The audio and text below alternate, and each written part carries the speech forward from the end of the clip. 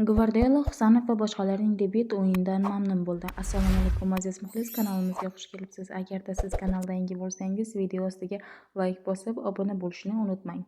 Manchester City bosh murabbiyi Xosep Gvardiola Chempionlar Ligasining 8-1 final bosqichi doirasida bo'lib o'tgan Real Madridga qarshi jamoaning javob uchrashuvidan so'ng yosh futbolchilar haqida o'z fikrlarini bayon etdi.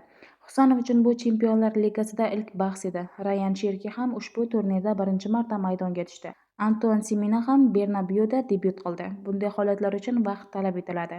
Bu yerdagi dastlabki mavsumlar ham har doim mukammal o'tmagan. Masalan, Monakoga qarshi aynan shu bosqichda musobaqadan chiqqandik.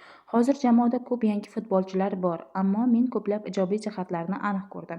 Hatto Madriddagi dastlabki 15-20 daqiqa va bu yerdagi birinchi 15-20 daqiqa jamoaning darajasini aniq ko'rsatdi.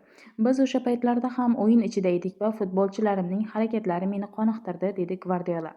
Ma'lumot uchun, shaharliklar nimchorak finalda ikki o'yinning umumiy natijasiga ko'ra Real Madriddan mag'lub bo'lib, turnirni tark etishga majbur bo'ldi.